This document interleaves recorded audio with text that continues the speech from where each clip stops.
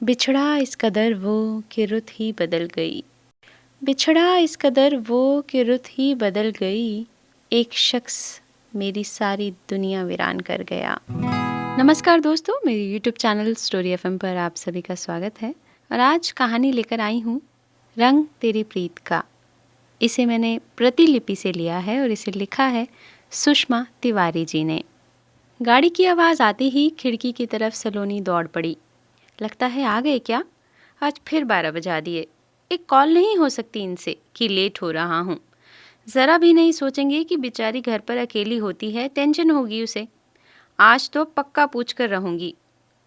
मन ही मन बड़बड़ाती हुई सलोनी पर्दे से झांकती है, जहाँ रवि की गाड़ी को ना पाकर उसका झगड़े का मूड भी ठंडा हो जाता है।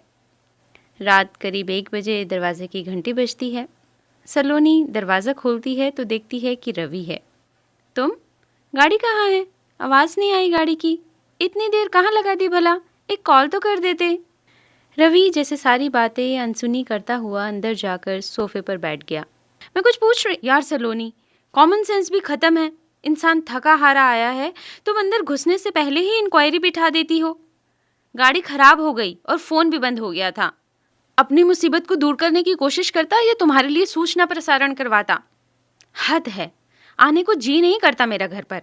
और ये क्या, रात को इडली कौन खाता है? खाना तो ढंग से बना लिया करो।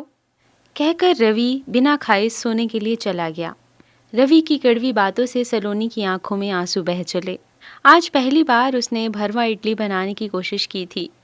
सुबह तो सब भागम भाग रहती थी, इसलिए सोचा रात को ही बना लूं। और ऐसा भी क्या पूछ लिया मैंने आखिर? चिंता करना बुरी बात है क्या? ये सब अब रोज़ का हो गया है। शादी को सिर्फ 2 साल हुए हैं। कभी उसकी एक झलक को तरसने वाला रवि आज एक नज़र उठाकर तक नहीं देखता उसे। सलोनी को वो दिन याद आ गए जब पहली बार रवि को उसने देखा था। सजीला नौजवान, हर तरह से परफेक्ट, किसी का भी ड्रीम बॉय हो सकता था। सलोनी की फ्रेंड पलक की दीदी का देवर, जो पलक को अपनी बहन जैसा मानता था, एक दिन पलक को सलोनी के घर से होली पार्टी के बाद लेने आया था। जाने क्या था कि सलोनी और रवि एक दूसरे की नज़रों में कैद हो गए थे। उस दिन सलोनी को होली के सारे रंग रवि के प्रेम के रंग के आगे फीके लगने लगे। रवि ने भी पलक से कहकर सीधे घर पर शादी की बात ही करवा ली थी। सब कुछ सपनों की दुनिया जैसा था। सलोनी को भी ससुराल में कितना प्यार, मान, सम्मान मिला। सब पलकों पर बिठा कर रखते थे उसे, कुछ काम भी नहीं करने देते थे। तो गुड़िया सी है, बस ऐसे ही मुस्कुराती रहे, सब काम हम कर लेंगे। सलोनी का तो मायके से ज़्यादा ससुराल में मन लगता था। और फिर एक दिन रवि का ट्रांसफ़र हो गया और दोनों पुणे चले गए। और धीरे धीरे जाने क्यों और कौन सी गांठ बनती चली गई दोनों के बीच, पता ही नहीं चला। सलोनी ने मन बना लिया था, अब दर्द सहन नहीं होता था। तो अगली सुबह रवि से बोली, रवि 10 दिन बाद होली है और मुझे मम्मी के घर जाना है। जहाँ जाना है जाओ, मुझे पूछने की ज़रूरत नहीं। मैंने तुम्हें कभी नहीं रोका। मैं कहता हूँ कि कोई काम कर लो, पर तुम न जाने कौन सी दुनिया में जीती हो। काश रोक लेते तुम, पर तुम्हें तो मुझसे आज़ादी चाहिए ना। अब मैं नहीं आऊँगी, देख लेना। मन ही मन ये सब सोचते हुए सलोनी बैग पैक करने चली गई। रवि भी उसे एयरपोर्ट तक छोड़ आया। मायके में अचानक सलोनी को देखकर सब चकरा गए।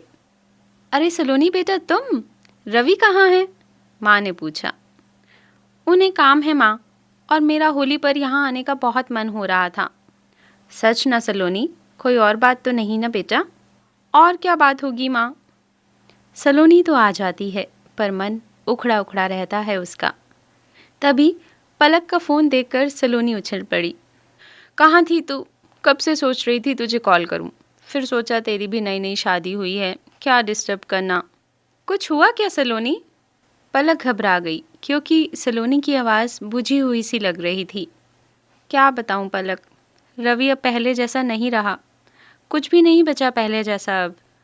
कमाल है, त्योहार नज़दीक है और तू यहाँ मायके आई हुई है, वो भी रवि के बिना। रवि पहले जैसा नहीं रहा। हाँ यार, अब उसे फ़र्क नहीं पड़ता। नहीं सलोनी, ऐसा नहीं है। नए शहर में ट्रांसफ़र के बाद काम का बोझ बढ़ गया होगा और उस पर परिवार से भी दूर है। तू कभी उसकी जगह पर रहकर सोच। क्यों पलक, मैं नहीं आई अपने परिवार को छोड़कर? अरे नहीं सलोनी, तुम तो लव बर्ड्स हो, लव बर्ड्स। ऐसी निराशा वाली बातें नहीं करते, तू खुद बता। अरे नहीं सलोनी, तुम तो लव बर्ड्स हो, लव बर्ड्स। ऐसी निराशा वाली बातें क्यों कर रही है? मैं निराशा वाली बातें कर रही हूँ। अब हम कोई लव बर्ड्स नहीं रहे यार। अब देखते भी नहीं है रवि मेरी तरफ ठीक से। सच बता सलोनी, तू अपनी तरफ से 100% सही है। तूने खुद बताया था कि तू रवि पर पूरी तरह से निर्भर है, कहीं आती जाती नहीं, सारे काम रवि ही करता है। खाना भी हफ्ते में 3 दिन बाहर का। गृहस्थी केवल प्यार बांटना ही नहीं, जिम्मेदारी बांटना भी है। मेरी राय है एक बार ठंडे दिमाग से सोचना।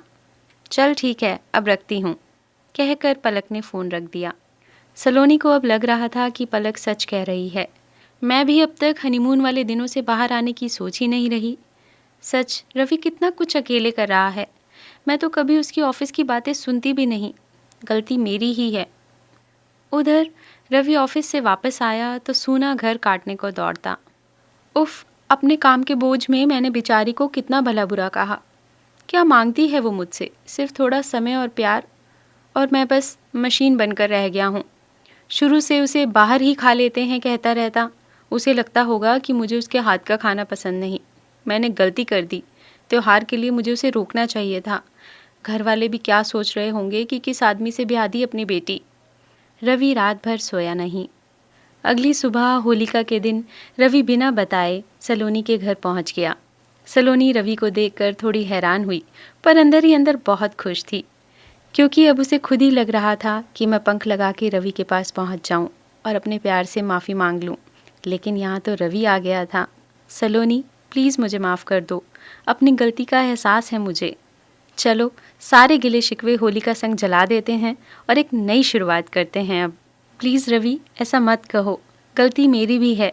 मैं तुम्हारा साथ देने के बजाय तुम पर आश्रित हो गई, लेकिन अब सारी शिकायतें खत्म, कहकर सलोनी रवि से लिपट गई। अगले दिन सलोनी और रवि के प्यार का रंग रंग बिरंगे प्रीत के रंगों में सरोबार होकर चारों ओर होलीमय हो रहा था। तो श्रोताओं, कई बार ऐसा होता है कि पति पत्नी एक दूसरे को समझने की बजाय एक दूसरे से झगड़ते हैं। एक दूसरे को समझिए, एक दूसरे के प्यार को समझिए और अपनी प्रीत के रंग को कभी मत उतरने दीजिए। तो दोस्तों, कैसी लगी आपको ये कहानी? मुझे ज़रूर कमेंट बॉक्स में कमेंट करके बताएं। इस कहानी को लाइक करें, ज़्यादा से ज़्यादा शेयर करें और मेरे चैनल को सब्सक्राइब करना ना भूलें। अगली कहानी लेकर जल्द ही आऊँगी, तब तक के लिए अपना ख्याल रखिएगा। बाय।